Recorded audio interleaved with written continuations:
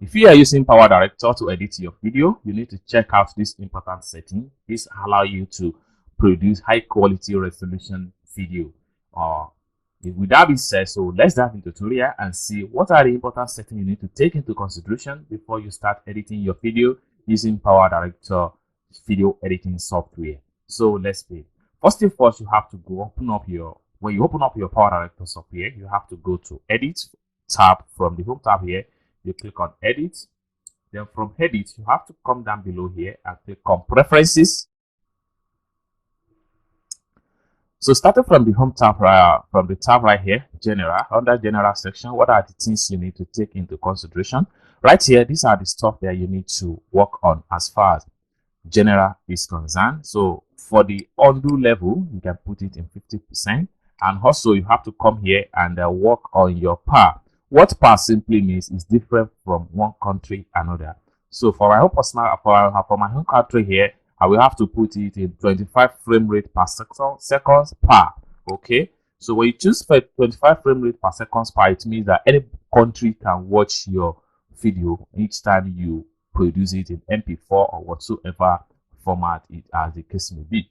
Now right here, show sound wave in timeline. It is very much important to show sound wave in the timeline, so it allows you to know where are the area you are talking when you are doing your video recording. And also play audio while scrolling in the timeline. Make this enable and make also this enable. So you can also enable the shadow file. Okay, so when you enable the shadow file, then you can come to the resolution of the shadow file. You can change from 1280 to 720. You can change to 1920 by 1080 pixels. And then again, all you have to do is to move to the next section under the preference setting. The next one here is editing tab. Okay, so let's take a look at editing tab. So what are the editing tabs? What are the things you can do right here? Set default transition behavior. You can come here and change the overlap or cross. So this depends on how you want your transition to appear from one clip to another. Then you can come here and choose my favorites. You can choose my random. You can leave it in a crossfade transition. Okay, then return to beginning of video after preview. You can enable it. You can switch to movie mode automatically during project play. Enable it.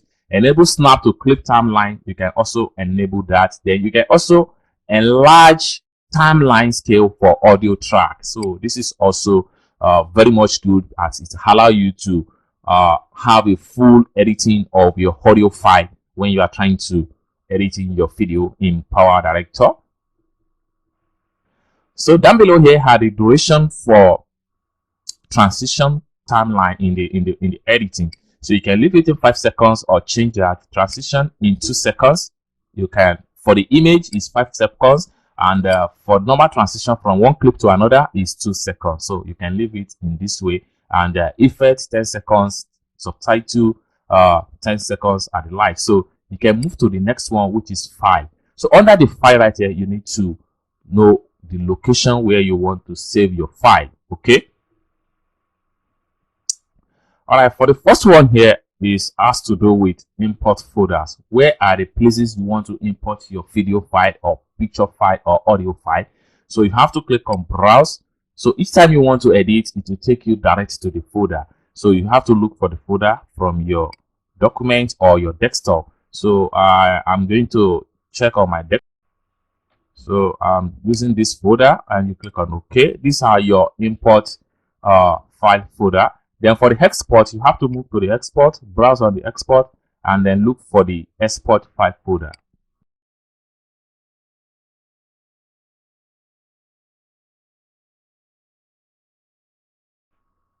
Okay, I'm clicking on OK. So that is that. So let's take a look at Khaki Media. Okay, so Khaki Media, it means that each time you record or you edit, you are going to have a backup file. So how many days you want this file to be deleted? You can leave it in 30 days, or you can make it lesser than 30 days. Everything depends on you. Okay, so the next one here is display. Under the display, how the resolution of your video want to be. So you can start from the top here under this, and we have Ultra HD Preview Resolution, Full HD Preview, and HD Preview Resolution. You can choose any one of these options right here, but I recommend you use Full HD Resolution. So each time you choose Full HD Resolution, simply means that you're going to produce very high quality video output. Okay. So let's take a look at hardware acceleration right here. Just make this is enabled. Then under the projects, so let's take a look at the project. You can leave the 5 projects at a minimum of a minute of 5 to 20, stuff like that, or you can change the number from there. Then let's move to produced tab. All right, just make sure this is checked. Reduce video noise when using MPEG 1 or MPEG 2. This is very much important, so it clear off unnecessary noise background in your recording. And also import produced file into a media room after producing. This is very much okay. The next one is to move to capture. So under capture, make sure these are checked. These also are checked. These 3 tools are checked. Then move to confirmation.